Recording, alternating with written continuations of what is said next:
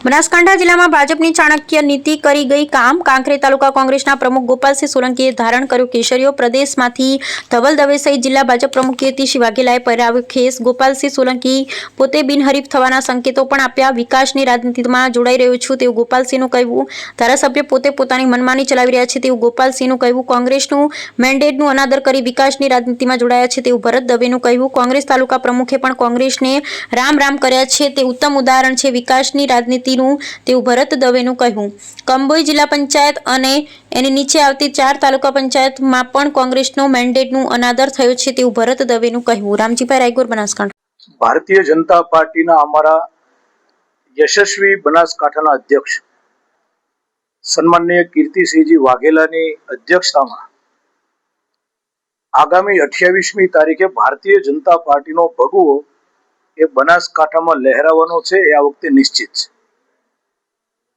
એની શુભ શરૂઆત ગણીએ તો કોંગ્રેસ બનાસકાંઠાને એનો ગઢ માનતી હોય અને ત્યાં કાંકરેજ વિધાનસભાની કંબોઈ જિલ્લા પંચાયત સીટમાં એમાં લડવા માટે કોંગ્રેસના લોકો તૈયાર ન થાય અને દેશના યશસ્વી વડાપ્રધાન મોદી સાહેબની વિકાસની રાજનીતિને સ્વીકારીને જિલ્લા અધ્યક્ષને કહે કે ભાઈ અમારે ભારતીય જનતા પાર્ટીમાં જોડાવવું છે, અમારે કોંગ્રેસનું મેન્ડેટ આવ્યું છે પણ એનો અનાદર કરવો છે, અમારે વિકાસ સાથે રહેવું છે અને ભારતીય જનતા પાર્ટીના મેન્ડેટ ઉપર લડવા માટે તૈયાર થાય એ માટે પ્રદેશ વતી કીર્તિસિંહ અને બનાસકાંઠા જિલ્લા ભાજપની ટીમને ખૂબ ખૂબ અભિનંદન આપું છું. કંબોઈ જિલ્લા પંચાયત અને એની નીચે આવતી 4 તાલુકા પંચાયત આ તમામની અંદર કોંગ્રેસના મેન્ડેટનો અનાદર થયો છે. કોંગ્રેસના તાલુકાના અધ્યક્ષે પણ કોંગ્રેસને રામ રામ કરી એ ભારતીય જનતા પાર્ટીની વિકાસની રાજનીતિને સ્વીકારી છે. આ એનું ઉત્તમ ઉદાહરણ આપી શકાય કે 48 સીટ આ વખતે ભારતીય જનતા પાર્ટી જીતશે. બૂથના અધ્યક્ષથી લઈ બૂથ સમિતિ હોય, શક્તિ કેન્દ્રના સંયોજક હોય, મંડળની ટીમ હોય, જિલ્લાની ટીમ હોય, મોરચા હોય અને આનંદ એ વાતનો થાય છે કે બનાસકાંઠા જિલ્લા ભાજપના સિનિયર આગેવાનો એ તમામે કહ્યું છે કે અમને એક જિલ્લા પંચાયતની સીટ આપો, તાલુકા પંચાયતની સીટ આપો, આ વખતે આપણે જીતવાનું છે. તો કુલ મળીને ટીમ બનીને આ વખતે બનાસકાંઠા જિલ્લા ભાજપ ચૂંટણી લડી રહ્યું છે. તમામ આગેવાનો કાર્યકર્તાઓની ઈચ્છા મુજબની ટિકિટોની વિતરણ થયું છે. કોઈ વ્યક્તિના પ્રભાવમાં આવ્યા વગર પ્રદેશ અધ્યક્ષ સન્માનનીય જગદીશભાઈ, સંગઠન મહામંત્રી સન્માનનીય રત્નાકરજી, સીએમ શ્રી ભૂપેન્દ્રભાઈ પટેલ અને હર્ષભાઈ સંઘવીના નેતૃત્વમાં પાર્લામેન્ટરી બોર્ડ મળ્યું ત્યારે પણ આખી ટીમે નક્કી કર્યું કે સંગઠનાત્મક નીચેથી જે નામો આવ્યા છે એ જ નામોને ચૂંટણી લડાવવા છે. તમામ સમાજને અમે ટિકિટ આપી છે. તત્કા અંતિમ લક્ष्य यही है सिंहासन चढ़ते रहना, सब समाज को लिए साथ में आगे ही बढ़ते. બનાસકાંઠાની અંદર જેટલા સમાજો છે એ બધા જ સમાજને ભારતીય જનતા પાર્ટીએ ટિકિટ આપી છે, ગુલદસ્તો બન્યો છે અને કીર્તિસિંહના અધ્યક્ષ પદે 28 તારીખે ફરીવાર આપ સૌ પત્રકાર મિત્રોને વિનંતી કે સૌ વિજય સરઘસમાં આપણે એમાં જોડાશું. ભાજપનો કેસરીયો ધારણ કર્યો છે. આમ તો ભાજપથી હંમેશા પ્રભાવિત હતો. મોદી સાહેબના વિકાસની રાજનીતિ અને આપણા બનાસકાંઠા જિલ્લાના યશસ્વી અધ્યક્ષ કીર્તિસિંહ વાઘેલા સાહેબની કામગીરીથી ખૂબ પ્રભાવિત હતો અને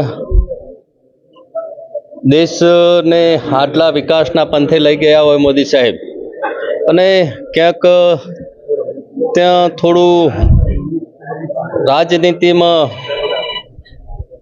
પરિવારવાદ, પોતાનું કામ કરવું, પોતાના જ સાચવવા, આ બધા કારણોથી કંટાળી અને વિકાસની રાજનીતિમાં આવવાનું પગલું ભર્યું છે.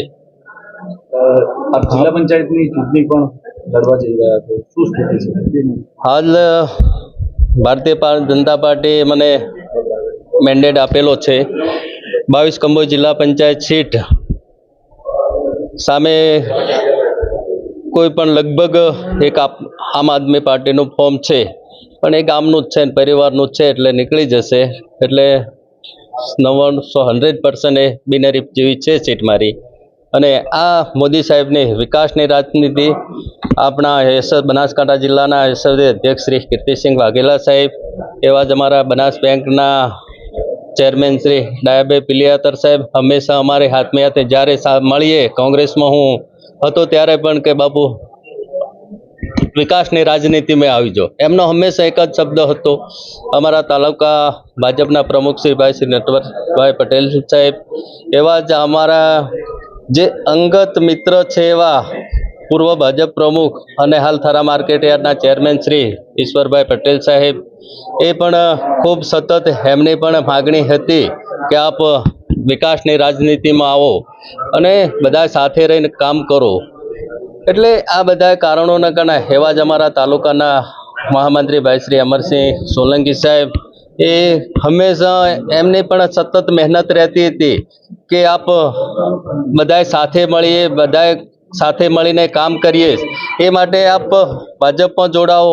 એવા જ બીજા મંત્રી રમેશભાઈ, અને અમારા ગામને આમ તો મારું ગામ એ 99% ભાજપ તરફી ભરેલું હતું, પરંતુ હું એક કોંગ્રેસમાં હતો, તાલુકા કોંગ્રેસ સમિતિનો પ્રમુખ પણ હતો, પૂર્વ બાંધકામ સમિતિના બાંધકામ સમિતિના ચેરમેન પણ રહ્યો હતો, અને સતત કામ કરવાની મારી ધગશ હતી. 2022ની વિધાનસભામાં હું કોંગ્રેસ સાથે હતો, સખત મહેનત કરી અને આટલા બધા વિકાસની રાજનીતિમાં પણ મહેનત કરી હતી.